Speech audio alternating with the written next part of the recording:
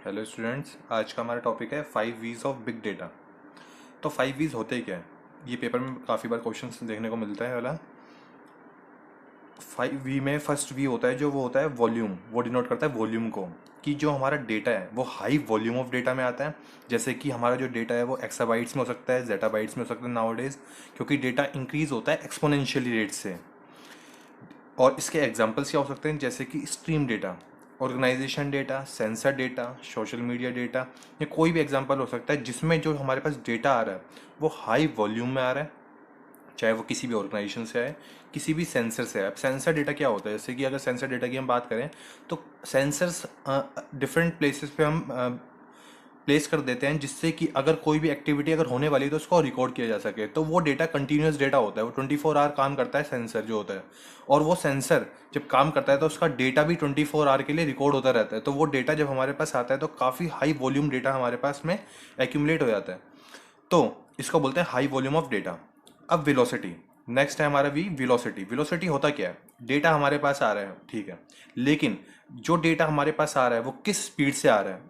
लेकिन जो big data में डेटा आता है वो हमारे पास काफ़ी हाई स्पीड से आता है, जैसे हमने बात की थी कंपेयर टू ऑर्गेनाइजेशन डेटा, जो कि हम OLTP में बात करते हैं। जैसे कि ऑनलाइन ट्रांजैक्शन प्रोसेसिंग आगे आएगा टॉपिक, तो उसमें हम बात करेंगे। तो उसमें जो डेटा आता है ऑर्गेनाइजेशन का, to improve organisation facilities, to improve requirements of customers, इन सब चीज़ों को जो यूज़ करने के लिए जो डेटा आता है हमारे पास में, वो फिर भी एक लिमिट स्पीड से आता है। लेकिन जो वेलोसिटी होती है बिग डेटा में वो काफ़ी हाई होती है, क्योंकि इसमें डेटा डिफरेंट रिसोर्सेज से आता है और काफ़ी हाई स्पीड से आता है। जैसे कि अगर हम बात करें स्ट्रीम डेटा की, अगर कोई भी स्ट्रीमिंग है, या फिर अगर हम देखें स्टॉक मार्केट की जो प्राइस फ्लक्चुएट होते हैं किसी भी शेयर के या किसी भी चीज़ के, तो वो डेटा अपडेट होता है टाइम टू टाइम। तो ये हो गया हमारे पास data high velocity. Millions of transaction analyse होती है, या मिलियंस ऑफ ट्रांजैक्शन होती हैं पर सेकंड। तो वो डेटा सारा कहाँ स्टोर होता है? डेटाबेस में। वो सारा होता है बिग डेटा के अंदर स्टोर। ये होता है सारा हाई वेलोसिटी से जो डेटा आता है। अब नेक्स्ट है हमारा हाई वेराइटी।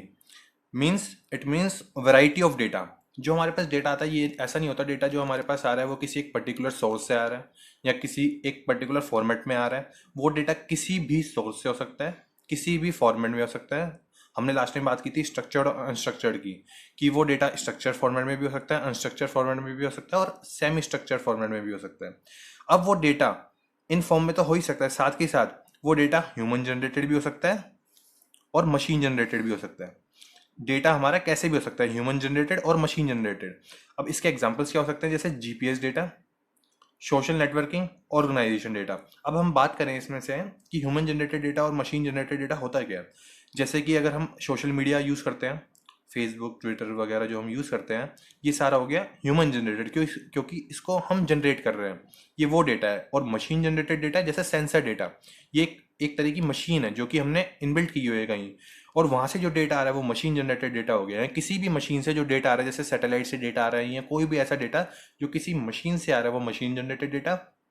और जिसको ह्यूमन जनरेट कर रहे हैं वो हो गया ह्यूमन जनरेटेड डेटा।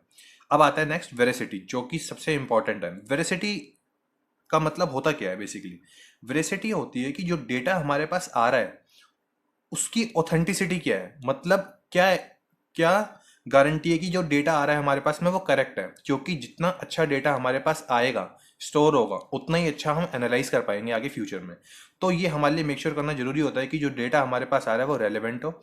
ये तो बात मानते हैं कि अगर अनस्ट्रक्चर्ड डेटा की अगर हम बात करते हैं तो उसमें काफ़ी सारा डेटा ऐसा होता है जो हमारे लिए रिलेवेंट होता है। लेकिन लेकिन अगर हम बात करें कि हमें अच्छा डेटा चाहिए, तो हमें ये मेक श्योर करना चाहिए कि जो हमारे पास में हाई परसेंटेज ऑफ डेटा है वो अच्छा आना चाहिए, हाई ऑथेंटिसिटी होनी चाहिए उसकी। अब डेटा की अगर हम बात करें तो जो डेटा है हमारे पास में वो डिफरेंट चीज़ों के लिए हो सकता है। जैसे कि डेटा वो स्पोर्ट्स से रिलेटेड हो सकता है, डेटा बिजनेस से रिलेटेड हो सकता है, या डेटा किसी भी दूसरे एग्रीकल्चर से रिलेटेड हो सकता है। लेकिन अगर हमसे कोई पूछता है कि हमें एक क्वेरी दी है और हमें क्वेरी में पता लगाना है कि ये डेटा किस चीज़ का है, तो अगर हमारे पास वो डेटा किसी कैटेगरी का होगा तभी हम उस चीज़ के बारे में बता पाएंगे। तो हमारे पास में डेटा की अवेलेबिलिटी होनी चाहिए, और अकाउंटेबिलिटी, मतलब हमें उसको रिकॉग्नाइज करना आना चाहिए कि जो हमारे पास क्वेरी आ रही है वो हमारे पास पर्टिकुलर डेटा है या नहीं है उसके लिए। तो हमारे पास में वाइड स्कोप ऑफ डेटा होना चाहिए। अब हम जैसे बात करते हैं value of data. Value of data होता क्या है? बेसिकली वैल्यू ऑफ डेटा बताता है हमें कि डेटा की इंपॉर्टेंस क्या है, क्योंकि हमारे पास जो डेटा आ रहा है वो डेटा आ रहा है, अब उसकी इंपॉर्टेंस क्या है, किस किस फील्ड्स में हम उसको यूज़ कर सकते हैं। हम उसको डिफरेंट फील्ड्स में यूज़ कर सकते हैं, जैसे कि भी आपको ऊपर बात बताई थी।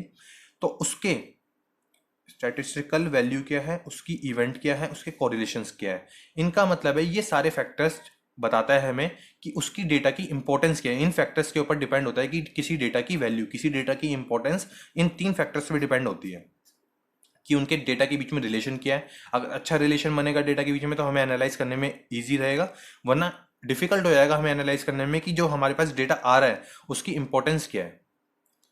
Thank you.